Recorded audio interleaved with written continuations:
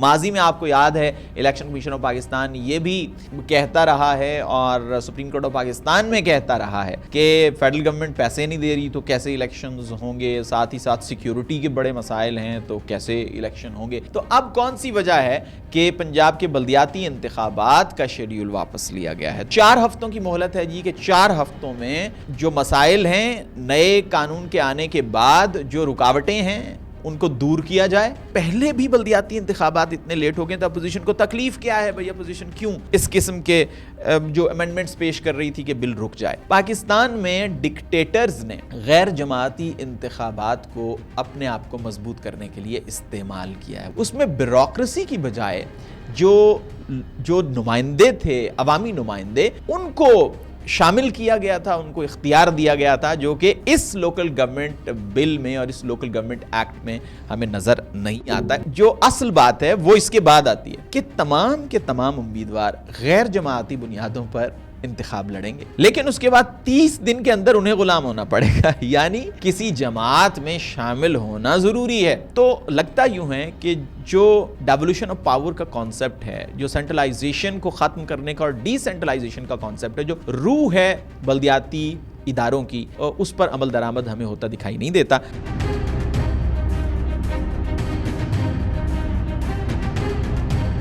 بسم اللہ الرحمن الرحیم، السلام علیکم، میں ہوں حیدر مرتضی، آپ دیکھ رہے ہیں کہو Pakistan. Election commission of Pakistan نے ناظرین ایک اور الیکشن ہے جس کا شیڈیول واپس لیا ہے، اور یہ ہے پنجاب کا بلدیاتی انتخاب۔ پنجاب میں الیکشن کے حوالے سے شیڈیول جاری کیا گیا تھا جس کے مطابق دسمبر میں انتخابات ہونے تھے، اسی سال دسمبر میں، یعنی رواں سال کے آخر میں۔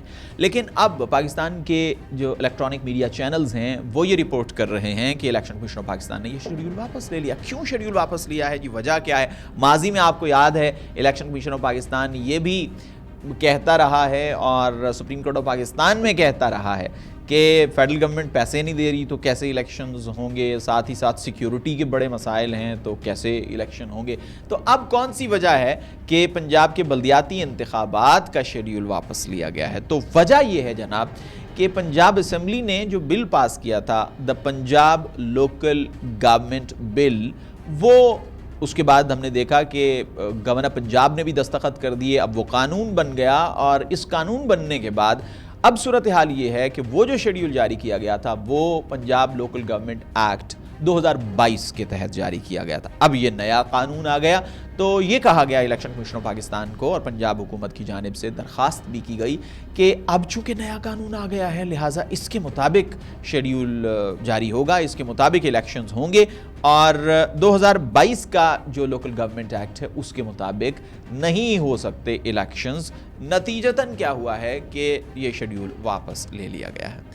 اب سوال یہ پیدا ہوتا ہے کہ الیکشن کمیشن آف پاکستان نے کتنی مہلت دی ہے؟ 4 ہفتوں کی مہلت ہے جی، کہ 4 ہفتوں میں آپ جو مسائل ہیں، نئے قانون کے آنے کے بعد جو رکاوٹیں ہیں ان کو دور کیا جائے اور پھر الیکشنز کا انعقاد ہو جائے۔ لیکن کہنے والے یہی کہتے ہیں کہ پاکستان میں جب کوئی الیکشن ایک مرتبہ التوا کا شکار ہو جاتا ہے تو پھر وہ التوا میں ہی پڑا رہتا ہے، اللہ کرے کہ ایسا نہ ہو۔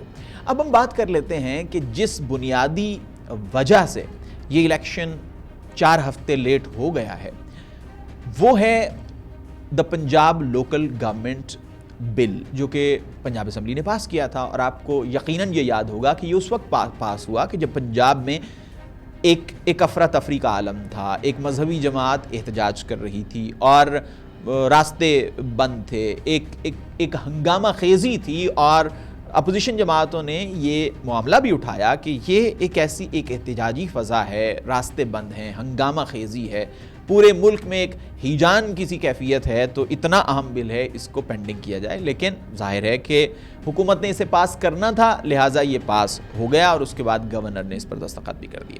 اب سوال یہ ہے کہ کیا اپوزیشن کو صرف اسی بات پر احتجاج کر رہی تھی اپوزیشن کہ اس کو پینڈنگ کر دیا جائے؟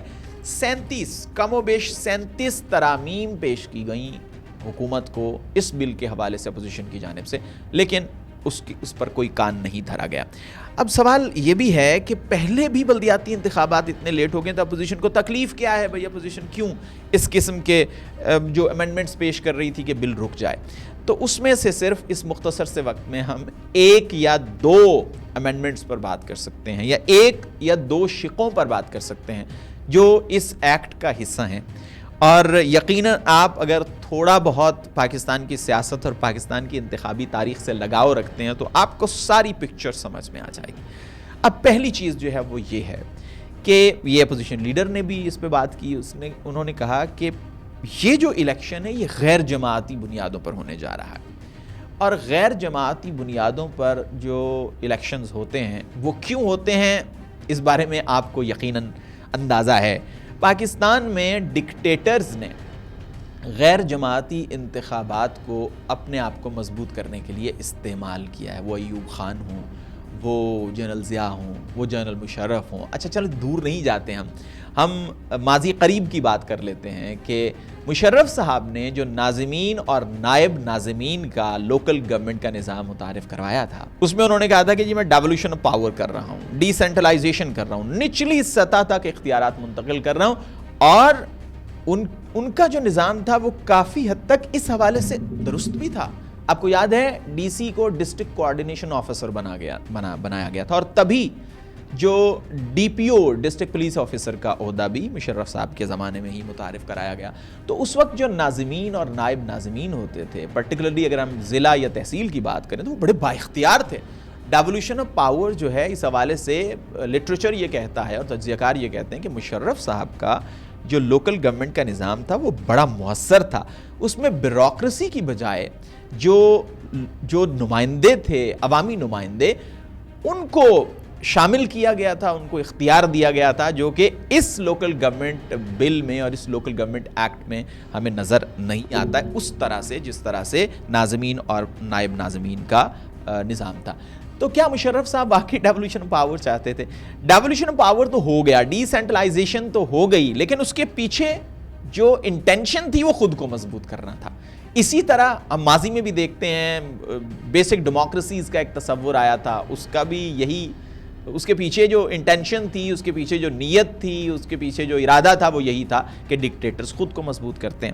اب ہم اور کہیں باہر کی بات نہیں کرتے ہیں، ہم سندھ کی بات کر لیتے ہیں۔ سندھ میں دیکھیں نا، سندھ میں جماعتی بنیادوں پر الیکشن ہوتا ہے، اور اس وقت آپ کو پتہ ہے کراچی کے میئر کون ہیں؟ مرتضی وہاب صاحب، وہ پاکستان پیپلز پارٹی کے ہیں۔ اسی طرح دیگر جو ڈسٹرکٹس ہیں سندھ کے، وہاں پر بھی جماعتی بنیادوں پر انتخاب ہوتا ہے، لیکن اب پنجاب میں ایسا نہیں ہوگا۔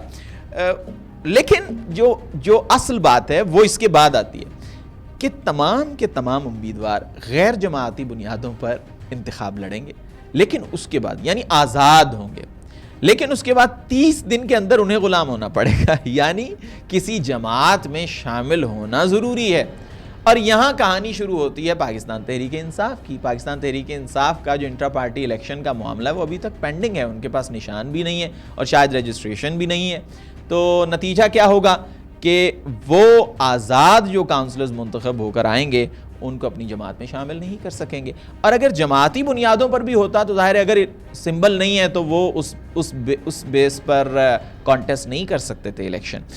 لیکن 2024 میں 8 فروری کو جو انتخاب ہوا، لگتا یوں ہے کہ اس کے بعد جماعتی بنیادوں پر انتخاب خاصا مشکل ہونا تھا۔ ویسے 8 فروری 2024 کو بھی پاکستان تحریک انصاف کے پاس سمبل تو نہیں تھا، لیکن انہوں نے بہت حد تک کامیابی حاصل کی تھی۔ ایک تو یہ بات ہے۔ دوسری اپوزیشن کی جانب سے یہ کہا گیا کہ بھائی اس ایکٹ کے اندر کچھ شقیں ہیں کہ جن پر جو نفاذ ہے وہ روکا گیا ہے، کہ وہ تب نافذ العمل ہوں گی جب حکومت چاہے گی، اور اس میں کچھ کانفلکٹ آف انٹرسٹ کے حوالے سے اور کچھ معاملات کو حل کرنے کے حوالے سے، کچھ اگر کوئی ایشو آ جاتا ہے تو اس کو کس طرح سے حل کرنا ہے لوکل گورنمنٹ کی جو باڈیز ہیں، تو اس پر جو اطلاق ہے وہ کہیں بعد میں جا کر ہوگا۔ ایک اور اہم بات یہ ہے کہ اس میں یہ بھی کہا گیا ہے کہ بیوروکریسی جو ہے اس کو زیادہ اختیارات دیے گئے ہیں، اور جو لوکل گورنمنٹ کے نمائندے ہیں، جو کاؤنسلرز منتخب ہو کر آئیں گے، جو چیئرمین ہوں گے، ان کے پاس وہ اختیارات نہیں ہیں کہ جو بالفرض ہم بات کرتے ہیں مشرف صاحب کے زمانے کا جو لوکل گورنمنٹ نظام تھا اس میں تھے۔ تو لگتا یوں ہے کہ جو ڈیولوشن آف پاور کا کانسیپٹ ہے، جو سینٹرلائزیشن کو ختم کرنے کا اور ڈی سینٹرلائزیشن کا کانسیپٹ ہے، جو روح ہے بلدیاتی اداروں کی، اس پر عمل درآمد ہمیں ہوتا دکھائی نہیں دیتا۔ بہرحال پاکستان مسلم لیگ نواز کی جو پنجاب گورنمنٹ ہوتی ہے اس کے بارے میں ویسے بھی ایک بات بڑی معروف ہے کہ وہ بیوروکریسی کے ذریعے سے حکومت کرتے ہیں، اور اس کی ریفلیکشن ہمیں اس ایکٹ میں بھی نظر آتی ہے۔ اللہ کرے کہ یہ التباس صرف 4 ہفتوں کا ہی ہو، اور اس کے بعد جیسے بھی ہوں بلدیاتی ادارے پاکستان کے سب سے بڑے صوبے میں وجود میں آ جائیں، اور یہ ایک انتخابی سرگرمی ہو جائے۔ اگلی ویڈیو میں آپ سے پھر ملاقات ہوگی، تب تک کے لیے خدا حافظ۔